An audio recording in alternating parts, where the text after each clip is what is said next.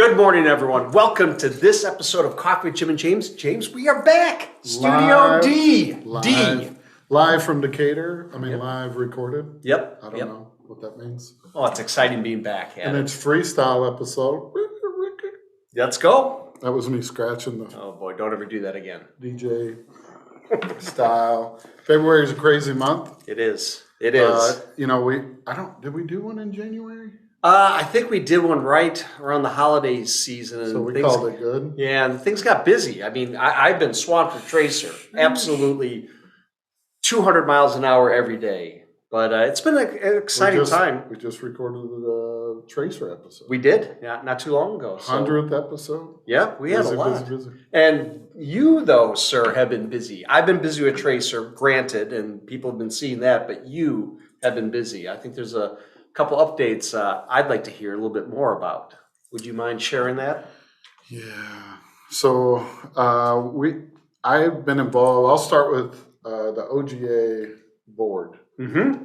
So I've been involved with the OGA. I actually took that over for you when you relocated from Texas to Florida. And so I've been working closely with OGA, was a board advisor for a while. But I actually got on the board in December, the end of last year. So really happy about that.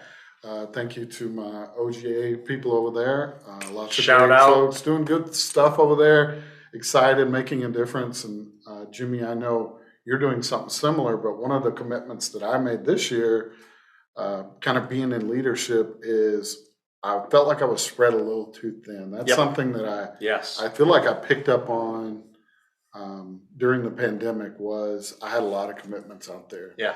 And something I kind of brought to the table was, should we pick, like a state level association organization to really lean into?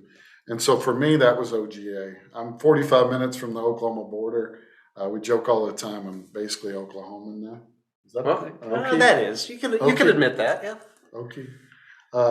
So I've been working with them, really excited to be on the board there. Excited to, like I said, work with really good people. You know the people over there. Yeah, Jeff, Jason, Tom. I love them. Yeah, so many good folks. So that was one thing. Yep.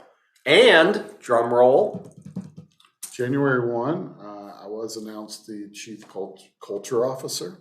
I'm sorry, say it one more time for me. Chief Culture Officer. Culture Officer. Yeah. What does that mean, James? Yeah. What does that mean? I'm still working on my elevator pitch a little bit, but really the way I explain it is more so than the title for me is really the commitment of Energy WorldNet to its people and its culture. Definitely. If it shows anything, it's saying that we take this seriously, Yep. and so serious, Jim, that we put it at a corporate level. Definitely. Which means, as you know, we get money, we get a seat at the table, we get influence throughout the organization, and so. I think that's super important, and we're going to learn a lot this year on what that looks like and how it translates. So blessed, James. blessed. And at your core of who you are as a person and your passion and purpose, when I think of Chief Culture Officer, you come to mind. You really do. And again, you've been living it, breathing it, and it's nice to see it come to, I hate to say formal, but more of a formal, organized type of path for you, and it's really exciting. We can't wait to see what you're going to do this year. And more will be coming on the show in regards to that. You bet. I think we're going to kick off a culture series. Definitely. Bring in some of our HR folks that we've met, some of our awesome HR folks here. Yep.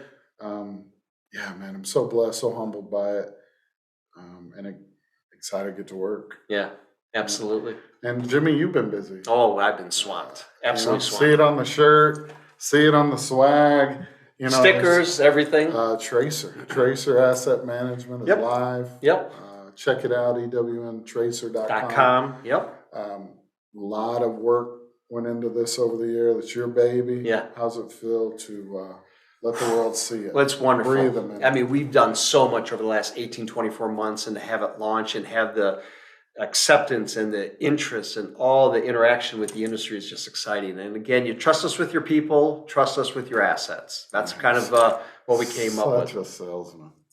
Say that again, Jimmy. You trust us with your people. Now trust us with your assets. Wait, let me give you the. Oh, Huh? that's free of charge. Free of charge. No, but it's an important thing because we spend so much time we care or for close to 3 decades caring for people and their knowledge, skills, ability, training, education, keeping the world a safer place to work, making it a safer place to work. And when you think about the assets, you want to give the same care to your assets. So it was a natural marriage. It's great to be part of the EWN platform. Product launch was awesome. Yes, absolutely. Such a cool week. We're actually in that week. Again, in transparency here. Yeah. We're in the week, and so the vibe is strong. We had awesome internal kickoff, awesome external. We're blessed. We are. Absolutely. Jimmy, it's also travel season. I need to get in shape. AGA and in SGA last year were tough. Somebody said round is a shape. It is a shape. We need to get in our conference feet and leg shape. Not walking. Conference ready. I can tell you based on my performance at AGA and SGA that I need to hit the gym and I need better shoes. Yes, much better shoes. Insoles. My feet have been used to sitting and wearing flip-flops for 2 years. That's what I've been wearing in Florida, flip-flops and Hey Dudes. And all of a sudden I put the boots back on, they barely fit, Yeah. So March kicks off big travel, right? Yes. I know I've got some stuff early in the year in Oklahoma with my commitment there to Oklahoma. I'll be speaking along with one of my colleagues, Kelsey Klingler. She's been on the show, if you know her. Yeah. Director of Safety and Compliance. She will be speaking. We will be speaking alongside each other at the Okie 811 annual conference, or annual meeting. Sorry. Okay. And we're going to be talking on kind of laying foundational culture to ramp up a safety culture, right? So really cool. Yeah. And I love working with Kelsey. So we're going to be doing that together. And then the following day, I'm actually speaking in one of the breakouts at the Oklahoma Excavation Safety Summit. I think you're right. Sorry. I think you're right.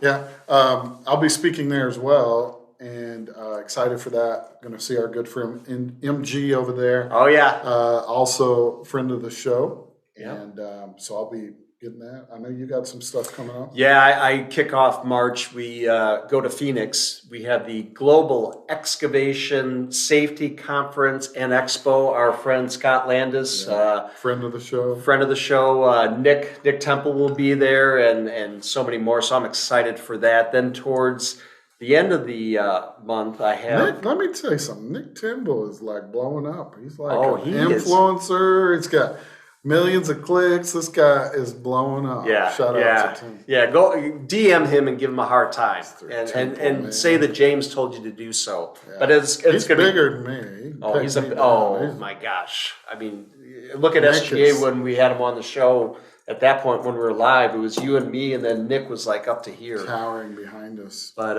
and then at the end of the month, I go to the FINGA, the Florida Natural Gas Association board and committee meetings. And being now a Florida resident, kind of like what you did with Oklahoma, I'm really trying to get deep into FINGA and really commit my time and focus on it. It's such a great organization. Are you hearing this, Fingo? Well, they know, Dale, shout out to Dale Calhoun, and the whole team. So, no, it's exciting. So I'm excited to do that. And then mid-month, we're going to be at Columbia, South Carolina at the SGA Spring Conference and Expo. Yes. Lots of expos. Yeah. And we're going to be bringing the show live. Is this a little bit of a hint? And that's an exciting thing to know. We tested the water last year, right? AGA and SGA. And I would say that should we give people a little sneak peek that you're probably going to see us a few times this year out live? We've talked a little bit about it, but we plan to visit about 6 or 8 shows live you're looking at it. This studio is something that we've really put together to lean in again and bring a new wrinkle to what we've been doing. It's weird to think that we built this whole show on Zoom, basically. Yep. No free sponsors.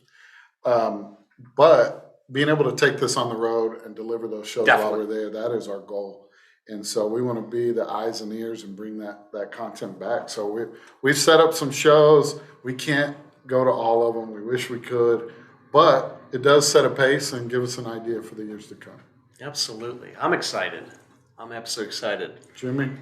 Sir, as got work to always, do, man. being together in Studio D has been a high point once again. So I appreciate it. Thank you, sir.